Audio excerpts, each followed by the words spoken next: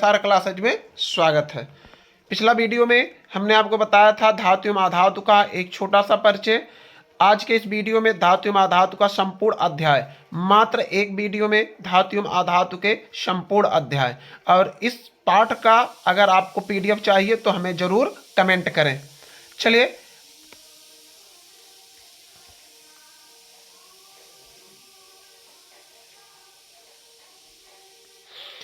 पिछले वीडियो में हमने आपको धातु के बारे में बताया था कि धातु वे तत्व धातु कहलाते हैं जिनमें जो विद्युत व उष्मा के कुचालक होते हैं।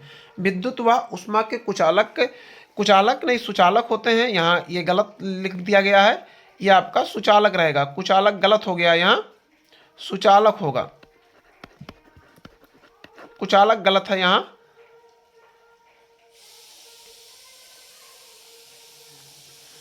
विद्युत व उष्मा के यहाँ कुचालक है, होगा आपका सुचालक होगा, तो यहाँ रॉन्ग हो गया। विद्युत व उष्मा के सुचालक होते हैं। सुचालक का मतलब होता है जिनमें से धारा प्रवाहित की जा सके, यानी धातुओं में इलेक्ट्रॉन प्रवाहित की जा सकती है।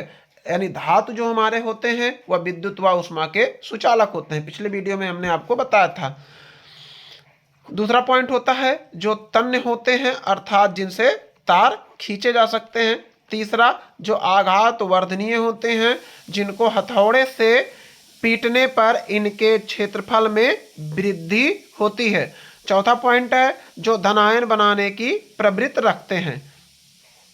ध्यान से समझिएगा, पिछले वीडियो में हमने आपको बताया भी था, यानी जो धनायन बनाने की प्रवृत्ति रखते हैं। जैसे हमारा है सोडियम, हमने आपको पिछले वीडियो में भी बताया था, यानी सोडियम का जो परमाणु क्रमांक होता है वो 11 होता है और इसका इलेक्ट्रॉनिक विन्यास 281 होता है। अर्थात अष्टक बनाने के लिए एक इलेक्ट्रॉन क्या करती है, त्यागते हैं, अर्थात सोडियम क्या होता है, Na+ हो जाता है। अर्थात ये क्या है, धातु है।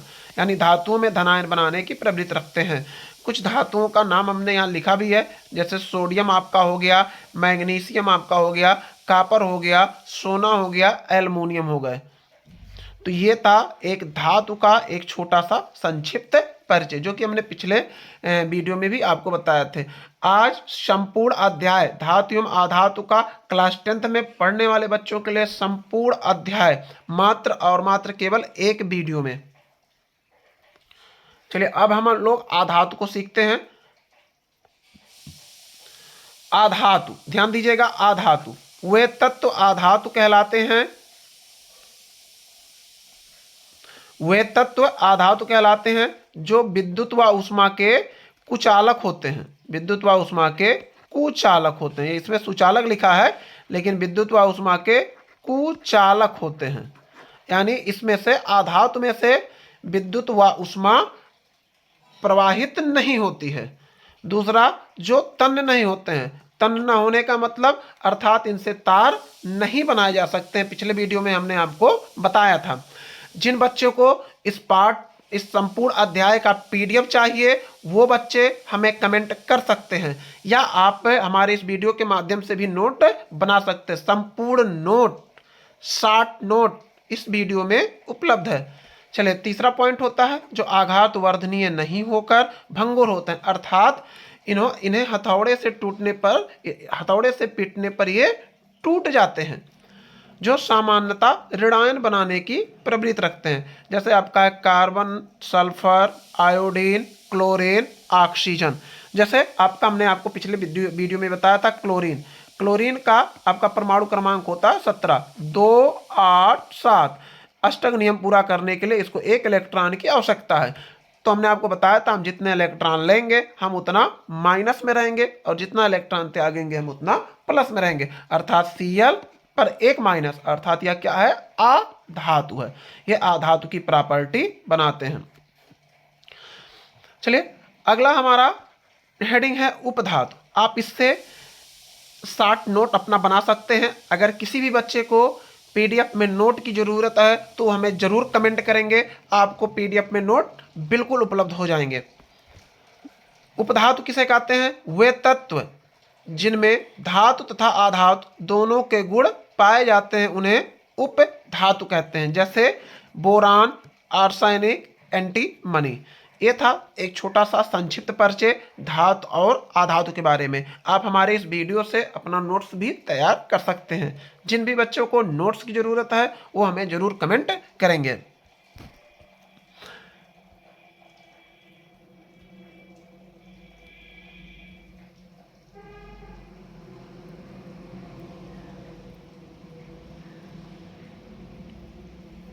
अगला हमारा पॉइंट है धातुओं के रासायनिक गुण। पहला हमारा हेडिंग है ऑक्सीजन के साथ धातुओं का संयोग। ऑक्सीजन के साथ धातुओं का संयोग, ध्यान दीजिएगा, सभी धातुएं ऑक्सीजन के साथ संयोग करके उनका ऑक्साइड बनाती हैं। सभी धातुएं ऑक्सीजन के साथ संयोग करके उनका ऑक्साइड बनाती हैं।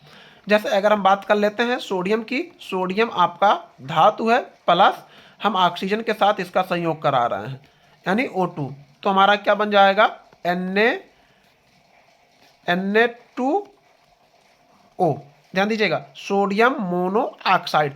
अब हमने पहला अध्याय में आप लोगों ने पढ़ा भी होगा कि अब रिएक्शन को हम क्या करते हैं, संतुष्ट करते हैं। यानी ध्यान दीजिएगा, इधर आपका Na 1 है, इधर Na आपका 2 है, यहाँ ऑक्सीजन 2 है और यहाँ ऑक्सीजन 1 है, तो हम क्या करते हैं विलोपन विधि से हम लोग क्या करते हैं इसका रिएक्शन को संतुलित करते हैं। तो यहाँ हम 2 से मल्टीप्लाई करेंगे तो 2 ऑक्सीजन तो हो गया, इधर ध्यान दीजिएगा 2 ऑक्सीजन तो हो गया, लेकिन अब सोडियम क्या हो गया, 2 दूना 4 सोडियम हो गया, अर्थात यहाँ 4 लगेगा, जैसा कि आप लोग रिएक्शन में देख रहे हैं।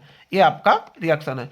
ऐसे आपका है, हमने मैग्नीशियम के साथ ऑक्सीजन की अभिक्रिया कराई है तो हमारा बन गया है MgO, यानी हमने 2 लिखा है 2Mg plus O2 gives 2MgO magnesium oxide. अब यहाँ से एक और प्रश्न उठाता है, जैसे क्या होता है जब, क्या होता है जब, क्या होता है जब, ध्यान दीजिएगा, क्या होता है जब, यहाँ से आपके प्रश्न उठ सकते हैं। क्या होता है जब इंटरमीडिएट में आते हैं, लेकिन आप हाई स्कूल स्तर पे पढ़ रहे हैं, फिलहाल हम आपको बता दे रहे हैं क्या होता है जब। ध्यान दीजिएगा, सोडियम क्या होता है जब सोडियम ऑक्सीजन के साथ अभिक्रिया करता है। क्या होता है जब सोडियम ऑक्सीजन के साथ अभिक्रिया करता है, क्या बनता है आपका सोडियम मोनोऑक्साइड बनता है। तो ये रिएक्शन आपको लिखना होता है, 2 नंबर के क्वेश्चन आते हैं। आज मात्र एक ही वीडियो में धातु एवं अधातु के संपूर्ण अध्याय एक साथ। चलिए अगला पॉइंट देख लेते हैं।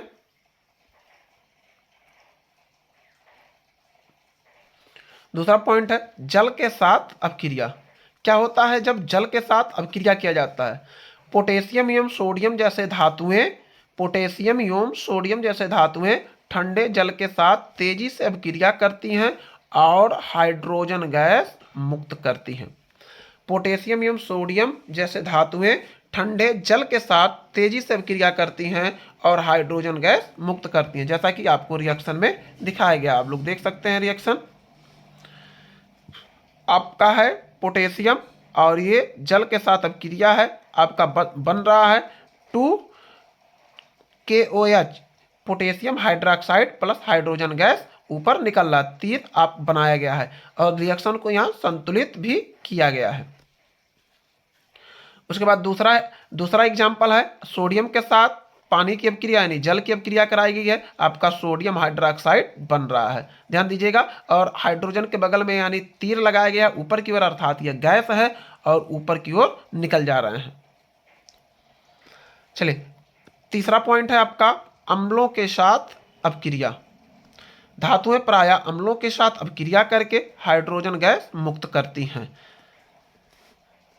एग्जाम्पल है जैसे में आप देख सकते हैं सोडियम के साथ HCl की अभिक्रिया है, आपका क्या बन जा रहा है NaCl, सोडियम क्लोराइड बन जा रहा है और प्लस हाइड्रोजन गैस निकल रहा है। मैग्नीशियम के साथ आपका HCl का अभिक्रिया है, आपका बन जा रहा है MgCl2, मैग्नीशियम क्लोराइड आपका बन जा रहा है और हाइड्रोजन गैस आपका बाहर निकल जा रहा है।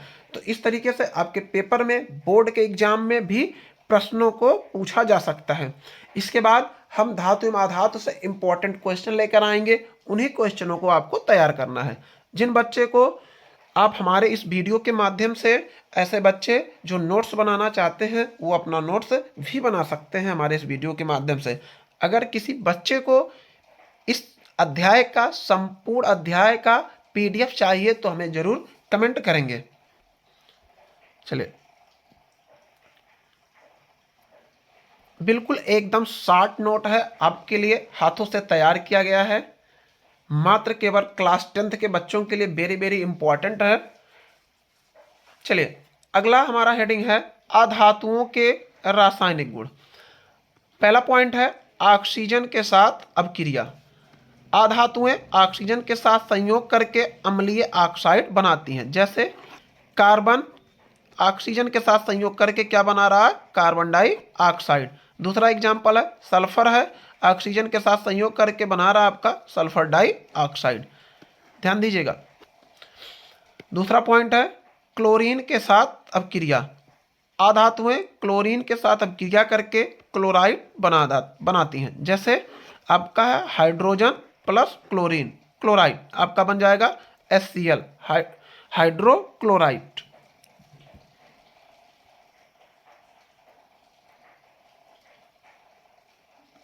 अगला पॉइंट है जल के साथ अपक्रिया। ध्यान दीजिएगा, आपसे कोई पूछ सकता है क्या अधातुएं जल के साथ अपक्रिया करती हैं। हमारी हेडिंग यही है जल के साथ अपक्रिया। अधातुएं जल के साथ अपक्रिया नहीं करती हैं। अधातुएं जल के साथ अपक्रिया नहीं करती हैं। ध्यान दीजिएगा, अधातुएं कभी भी जल के साथ अपक्रिया नहीं करती हैं। तो ये था आपका धातु एवं अधातु का रासायनिक अपक्रिया। चलिए हम अगले पॉइंट की ओर चलते हैं।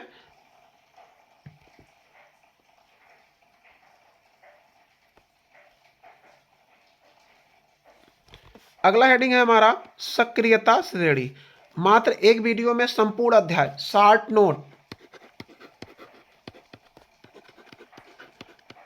शॉर्ट नोट हाथों से लिखा हुआ यह शॉर्ट नोट है आप सभी प्यारे बच्चों के लिए। जिनको भी नोट्स बनाना है इस वीडियो के माध्यम से आप नोट्स बना सकते हैं, या अगर किसी बच्चे को PDF में चाहिए तो हमें ज़रूर कमेंट करेंगे, उन्हें PDF में उपलब्ध हो जाएंगे नोट्स। चलिए सक्रियता श्रेणी समझते हैं किसे कहते हैं। ध्यान दीजिएगा, अगर इसकी परिभाषा की बात कर लेते हैं, धातुओं को उनकी अभिक्रियाशीलता के घटते क्रम में रखने पर जो श्रेणी प्राप्त होती है उसे सक्रियता श्रेणी कहते हैं। ध्यान दीजिए एक बार फिर से परिभाषा को, धातुओं को उनकी अभिक्रियाशीलता के घटते क्रम में रखने पर जो श्रेणी प्राप्त होती है उसे सक्रियता श्रेणी कहते हैं। आइए हम लोग देखते हैं कि सक्रियता श्रेणी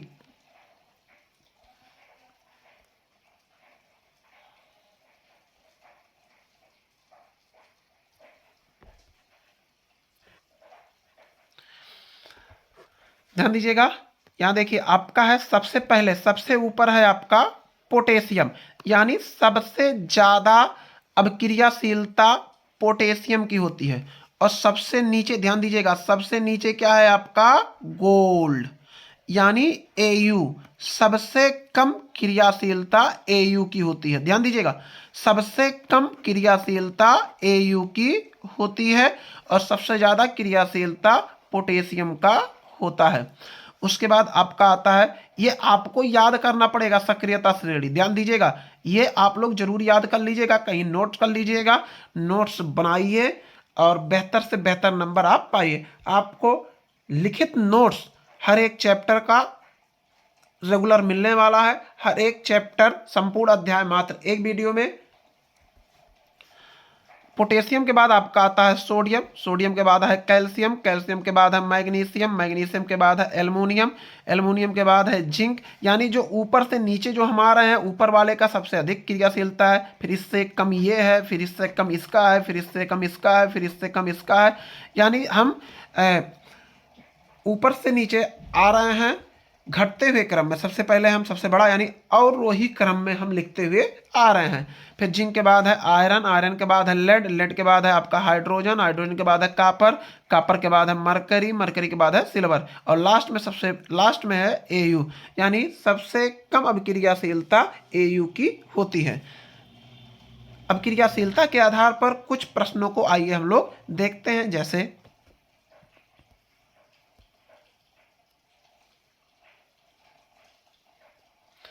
एक प्रश्न है आपके सामने, निम्नलिखित रासायनिक अभिक्रियाएं संभव है अथवा नहीं है। एक अभिक्रिया दिया गया है, ध्यान दीजिएगा, Hg plus H2SO4 gives HgSO4 plus H2।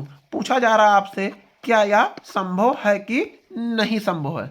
तो जो इसका जवाब होगा, ध्यान दीजिएगा, ये क्या कर रहा है, Hg क्या कर रहा है, हाइड्रोजन को विस्थापित कर रहा है।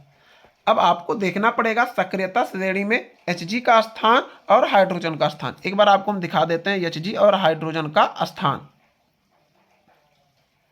ध्यान दीजिएगा, सक्रियता श्रेणी में Hg आपका यहां है, Hg वहां विस्थापित कर रहा है किसको, हाइड्रोजन को, और हाइड्रोजन का स्थान यहां है। तो क्या बताइए, अब क्रिया संभव है? अब क्रिया बिल्कुल संभव नहीं है, क्योंकि Hg हाइड्रोजन को विस्थापित कर रहा है। ठीक है, तो जब ये हाइड्रोजन से कम क्रियाशीलता वाले ये तत्व हैं, तो Hg हाइड्रोजन को बिल्कुल विस्थापित नहीं कर पाएगी। इस वजह से वह अब क्रिया संभव नहीं है।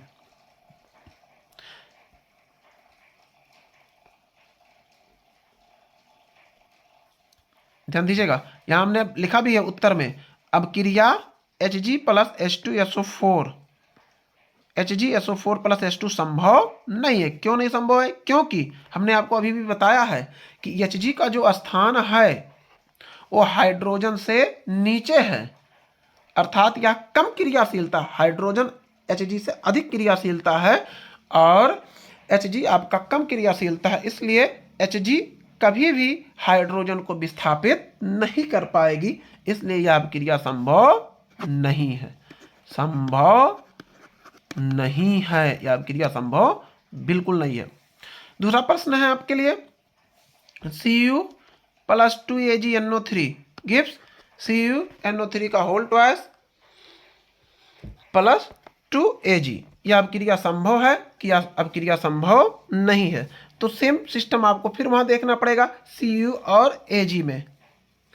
तो यहाँ Cu क्या होता है, Ag से ऊपर है। आप रिएक्शन वहाँ देख सकते हैं। अब क्रियाशीलता का जो चार्ट हमने आपको बना के दिया है उसमें आप देख सकते हैं Cu का जो स्थान है Ag से ऊपर है, अर्थात Cu Ag को विस्थापित कर ले जाएगी।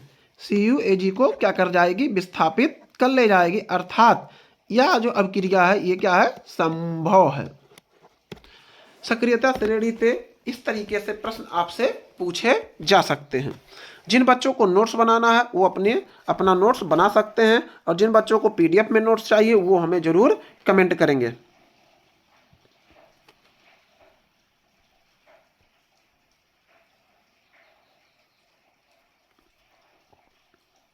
चलिए अगला हमारा हेडिंग है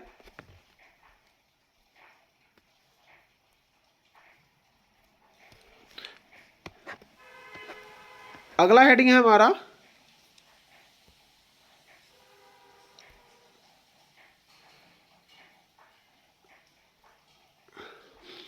धातुओं की प्राप्ति। ध्यान दीजिएगा, धातुओं की प्राप्ति। पहला हेडिंग है खनिज। खनिज क्या होते हैं, ध्यान दीजिएगा। खनिज की अगर परिभाषा आपको लिखने के लिए आता है तो क्या आप लिखेंगे, शॉर्ट नोट है, सबसे ज्यादा शॉर्ट है। ध्यान दीजिएगा, जिन बच्चों को नोट्स की जरूरत है वो जरूर कमेंट करेंगे, और जो बच्चे नोट्स बनाना चाहते हैं तो आप लोग नोट्स भी बना सकते हैं। संपूर्ण अध्याय है, संपूर्ण अध्याय आप लोगों को हम आज पढ़ाएंगे मात्र एक ही वीडियो में। संपूर्ण अध्याय आज आपको एक ही वीडियो में पढ़ाया जाएगा। ध्यान दीजिएगा, प्राकृतिक में पृथ्वी के अंदर धातुएं प्राथमिक अवस्था अथवा उनके यौगिक जिस रूप में पाए जाते हैं, यानी जिस अवस्था में पाए जाते हैं, उन्हें हम लोग क्या कहते हैं, खनिज कहते हैं। ध्यान दीजिएगा, फिर से एक बार परिभाषा को मैं पढ़ दे रहा हूं, ध्यान दीजिएगा, समझ लीजिए, बहुत इंपॉर्टेंट है। खनिज और अयस्क आते हैं हर साल बोर्ड में। ध्यान दीजिएगा, प्राकृतिक में पृथ्वी के अंदर धातुएं प्राथमिक अवस्था अथवा उनके यौगिक जिस रूप में पाए जाते हैं, यानी जिस अवस्था में पाए जाते हैं, उन्हें हम लोग खनिज कहते हैं। अब अयस्क की अगर परिभाषा की बात कर लेते हैं,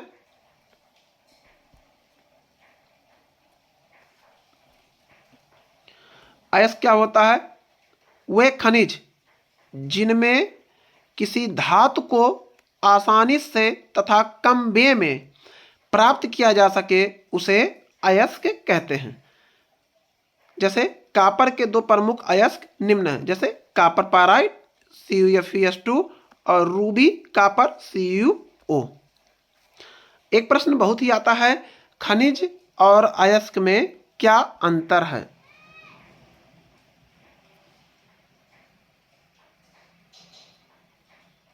खनिज और अयस्क में क्या अंतर है? ध्यान दीजिएगा, ये प्रश्न बहुत इंपॉर्टेंट है आपके लिए।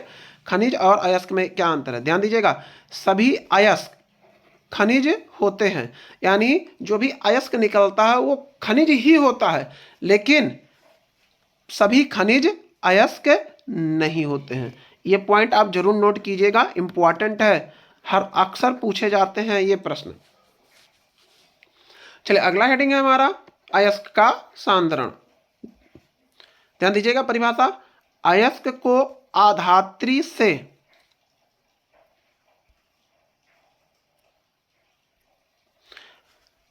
अयस्क का सांद्रण है आपका हेडिंग है, अयस्क को आधात्री से पृथक करना अयस्क का सांद्रण कहलाता है। ध्यान से समझिएगा, अयस्क को आधात्री से पृथक करना अयस्क का सांद्रण कहलाता है। इसके तीन प्रकार होते हैं, तीन प्रकार से पृथक किए जा सकते हैं। पहला होता है फेन प्लवन भेद, दूसरा आपका होता है गुरुत्वीय पृथक्करण भेद, तीसरा आपका होता है चुंबकीय पृथक। तो अयस्क का सांद्रण इन तीन विधियों से आप ज्ञात कर सकते हैं। अगर परिभाषा की बात कर लेते हैं, अयस्क को आधात्री से पृथक करना अयस्क का सांद्रण कहलाता है। आज आपको संपूर्ण अध्याय मात्र और केवल मात्र एक वीडियो में शॉर्ट नोट के साथ उपलब्ध है।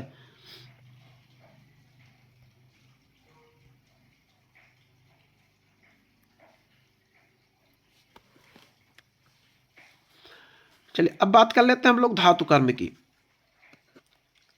अयस्कों से धातुओं के निष्कर्षण, ध्यान दीजिएगा, अयस्कों से धातुओं के निष्कर्षण एवं उनके शोधन की प्रक्रिया हमारी धातु कर्म कहलाती है।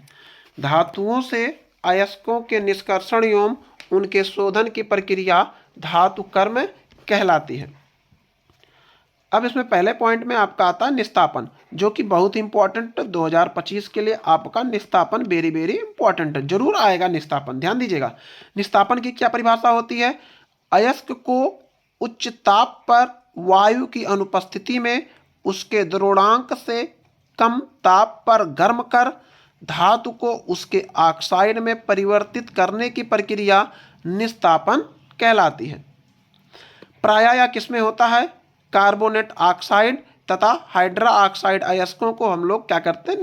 निस्तापित करते हैं। किसमें होता है? कार्बोनेट ऑक्साइड और हाइड्रा ऑक्साइड में आपका अयस्कों का निस्तापन किया जाता है। जैसे एक एग्जांपल है आपके साथ, कलर को हम लोग थोड़ा सा चेंज कर लेते हैं।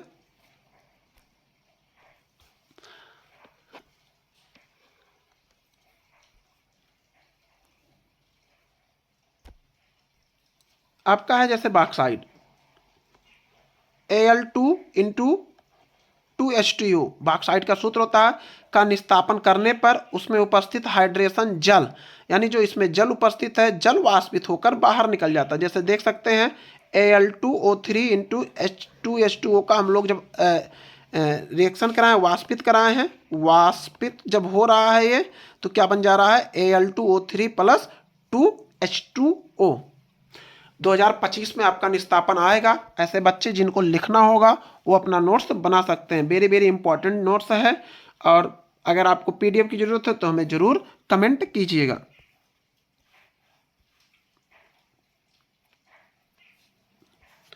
अगला है आपका भर्जन।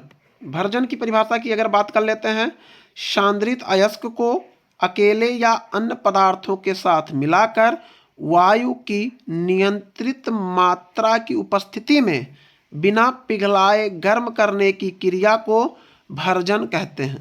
ध्यान दीजिएगा, भर्जन कहते हैं इस क्रिया में,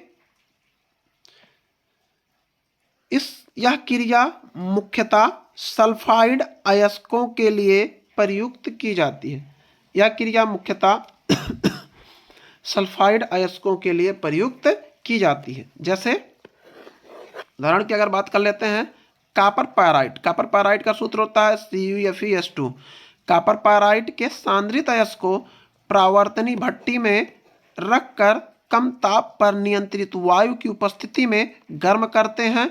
कॉपर पायराइट अयस्क ऑक्सीकृत होकर कॉपर सल्फाइड तथा फेरस सल्फाइड बनाता है। जैसे आपके पास ये रिएक्शन हमारे दिए गए हैं, 2CuFeS2 ऑक्सीजन के साथ इसका रिएक्शन आपका बन जा रहा है Cu2S plus 2Fes plus SO2।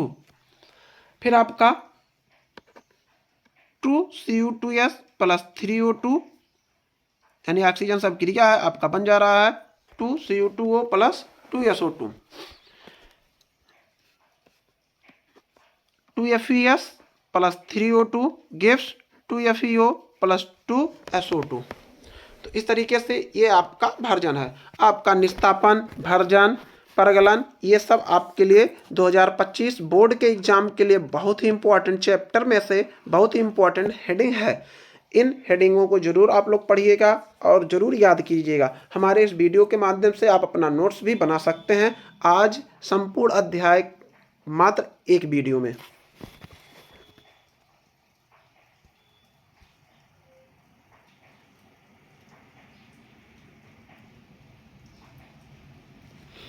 चलिए, परगलन की अगर हम बात करते हैं, परगलन किसे कहते हैं? निस्तापन तथा भर्जन क्रिया के उपरांत प्रायः अयस्क को कोक तथा उचित गालक के साथ मिलाकर मिश्रण को उच्च ताप पर गर्म करके गलाने की प्रक्रिया को परगलन कहते हैं। ध्यान से आप लोग समझ लीजिएगा, बहुत ही इंपॉर्टेंट है, ये सब चीज़ें बहुत ही इंपॉर्टेंट होती हैं क्लास 10th के लिए। निस्तापन तथा भर्जन क्रिया के उपरांत प्रायः अयस्क को कोक तथा उचित गालक के साथ मिलाकर मिश्रण को उच्च ताप तक गर्म करके गलाने की प्रक्रिया को परगलन कहते हैं। जैसे एग्जाम्पल में अगर हम ले लेते हैं, उदाहरण में हमारा है Fe2O3 plus 3C gives 2Fe plus 3CO। ये आपका एग्जाम्पल है। तो आपका परगलन भी 2025 के लिए वेरी इंपॉर्टेंट है, जरूर याद कीजिएगा। अगली हमारी हेडिंग है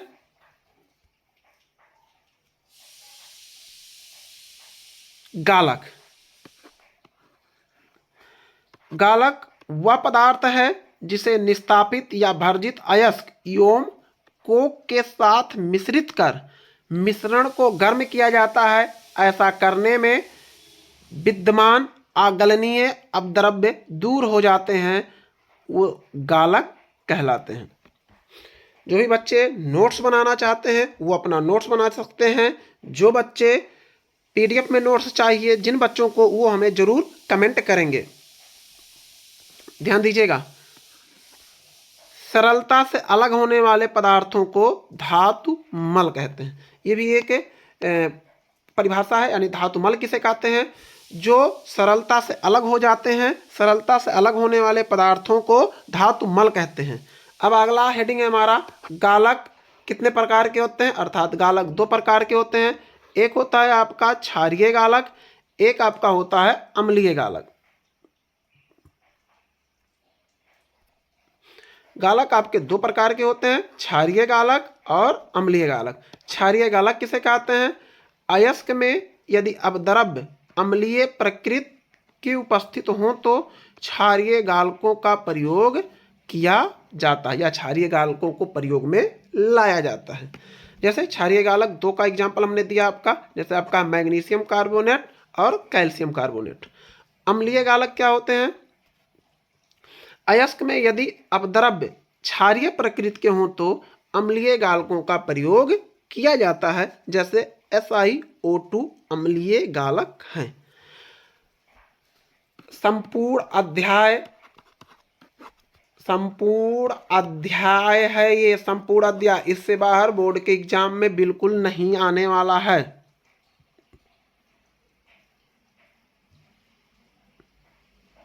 चलिए, अगला हेडिंग है हमारा संक्षारण। अगली हेडिंग है हमारी संक्षारण। संक्षारण को आमतौर पर आप सभी लोग जानते होंगे। संक्षारण का मतलब होता है जंग लगना। कई वैज्ञानिकों का अपना अपना अलग अलग मत है। आइए बहुत ही शार्ट और सिंपल तरीके से देखते हैं। संक्षारण पर टिप्पणी आती है लिखने के लिए, बहुत ही आसान तरीके से ये टिप्पणी है, ध्यान दीजिएगा। इससे आसान आपको मिलने वाला नहीं है, कहीं नहीं मिलेगा। 2025 में टिप्पणी के लिए ये इंपॉर्टेंट है आपका संक्षारण। थोड़ा सा मिसअंडरस्टैंड है, ध्यान दीजिएगा। 2025 के लिए संक्षारण बहुत बहुत इंपॉर्टेंट है आपके लिए, और संक्षारण पे टिप्पणी आपको लिखने के लिए जरूर आएगा। ध्यान दीजिएगा। अगर इसके परिभाषा सबसे आसान और सबसे सरल तरीके से आज मैं आपको परिभाषा बता रहा हूं, और आप हमारे इस वीडियो से अपना नोट्स भी तैयार कर सकते हैं, शॉर्ट नोट अपना आप तैयार कर सकते हैं। जो भी क्लास 10th में 95% नंबर लाना चाहते हैं वो इस वीडियो को जरूर देखें। वायु और जल द्वारा, ध्यान दीजिएगा, वायु और जल द्वारा अथवा रासायनिक पदार्थों द्वारा धातुओं का धीरे धीरे क्षय होना धातुओं का संक्षारण कहलाता है। इससे आसान परिभाषा आपके विद्या में भी नहीं दिया गया है।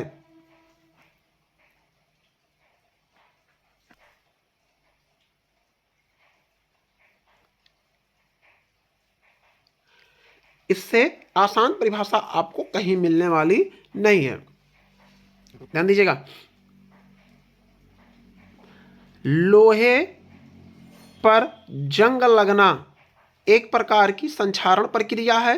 धातुओं का संक्षारण एक वैद्युत रासायनिक प्रक्रम है।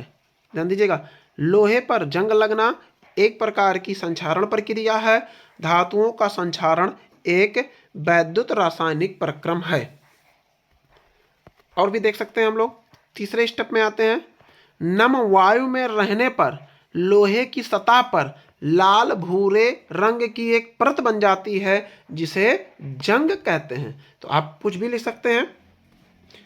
नम वायु में रहने पर लोहे की परत पर लाल भूरे रंग की एक परत बन जाती है जिसे जंग कहते हैं। कई वैज्ञानिकों का अपना अपना मानना है। कुछ वैज्ञानिकों का मानना, ध्यान दीजिएगा, वैज्ञानिकों के अनुसार जो जंग वायु, नमी और कार्बन डाइऑक्साइड की उपस्थिति में लगता है उसमें सबसे पहले फेरस कार्बोनेट बनता है जो बाद में फेरिक हाइड्रोक्साइड में परिवर्तित हो जाता है। देख लीजिए, सबसे पहले क्या है, Fe यानी लोहा है, आयरन पानी के साथ और प्लस कार्बन डाइऑक्साइड के साथ रिएक्शन कर रहा है तो हमारा बन रहा है FeCO3 प्लस H2। थोड़ा सा ऊपर कर लेते हैं, ध्यान दीजिएगा रिएक्शन को एक बार। आयरन यानी लोहा, पानी प्लस कार्बन डाइऑक्साइड, यानी लोहा क्या कर रहा है, पानी और कार्बन डाइऑक्साइड के साथ अब क्रिया करता है, बनाता क्या है, FeCO3 प्लस H2 यानी फेरस कार्बोनेट बनाता है। अब फेरस कार्बोनेट फिर ऑक्सीजन और पानी के साथ अब क्रिया करता है, हमारा बनता है FeOH का होल यानी फेरिक हाइड्रोक्साइड, जिसे हम लोग जंग कहते हैं। फेरिक हाइड्रोक्साइड सबसे आसान और सबसे बेहतर तरीके से संक्षारण पर यह टिप्पणी है और बहुत ही आसान, आप अच्छा नंबर ला सकते हैं। और क्लास 10th में पढ़ने वाले विद्यार्थी जिनको 95% नंबर चाहिए वो इस वीडियो को जरूर देखें, और प्रत्येक अध्याय का हाथों से लिखा हुआ आपको शॉर्ट नोट उपलब्ध है। आप यहां से अपना नोट्स भी तैयार कर सकते हैं। हमारे इस वीडियो को देखते हुए आप अपना नोट्स भी तैयार कर सकते हैं।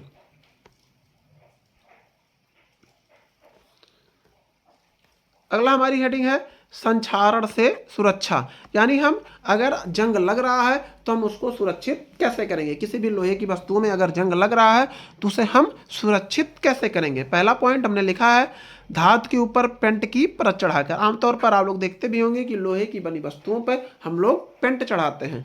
दूसरा पॉइंट हमने लिखा है धातु की सतह पर तेल या ग्रीस लगाकर। तीसरा पॉइंट है गैल्वेनीकरण। गैल्वेनीकरण क्या होता है, जैसे लोहे की वस्तुओं पर जिंक या जस्ता और जिंक दोनों एक ही होते हैं, उसकी पतली परत चढ़ाने से, यानी लोहे के जब ऊपर इनकी पतली परत चढ़ा देते हैं तो जिंक संक्षारण नहीं करता था, इस पे जंग नहीं लगता है। और इसके और लोहा वायु व नमी से बच जाता है। यह था संक्षारण के बारे में एक शॉर्ट टिप्पणी। तो आप हमारे इस वीडियो को देखते हुए शॉर्ट नोट अपना बना सकते हैं। आइए हम मिश्र धातु के बारे में देखते हैं।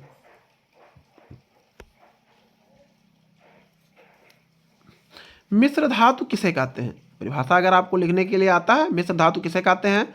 दो या दो से अधिक धातुओं को गलित अवस्था में मिलाने पर एक समांगी मिश्रण प्राप्त होता है, जिसे मिश्र धातु कहते हैं।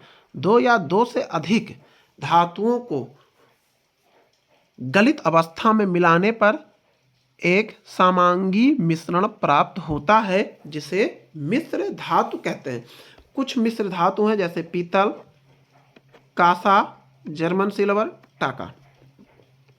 पीतल में आपका 80% कॉपर होता है और 20% आपका जिंक होता है। ध्यान दीजिएगा, हमने यहाँ लिखा भी है। और क्या क्या बनाए जाते हैं पीतल के उपयोग आप लोग जानते भी होंगे, जैसे बर्तन बनाने में, तार बनाने में, मशीनों के सामान में इसका उपयोग होता है। फिर आपका आता है कांसा। कांसा में आपका कॉपर 88% है और एशियन आपका 12% है।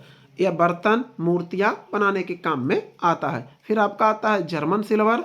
आपका कॉपर है आपका 60%, जेड है आपका 20%, Ni है आपका 20%। जेवर, बर्तन, मूर्तियाँ बनाने के काम में आता है। ध्यान दीजिएगा। फिर चौथा हमारा है टाका, यानी लेड और टिन का यह मिश्रण होता है। इलेक्ट्रॉनिक उपकरणों में इसकी जरूरत पड़ती है।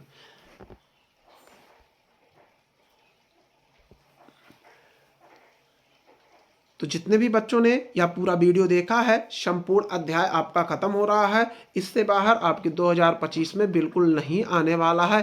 धातु एवं अधातु में से जितना भी हमने इस वीडियो में पढ़ाया है, यह आपका संपूर्ण अध्याय है और आप इन्हें देख सकते हैं और अपने बोर्ड एग्जाम की तैयारी कर सकते हैं। जिन बच्चों को PDF में नोट्स की ज़रूरत है वो हमें कमेंट में ज़रूर लिखेंगे। आपको रेगुलर प्रत्येक अध्याय का वीडियो आपको मिलता रहेगा। इसके बाद 10 क्वेश्चन इंपॉर्टेंट आपके लिए धातु एवं अधातु से लेकर आएंगे, वेरी इंपॉर्टेंट 2025 के लिए।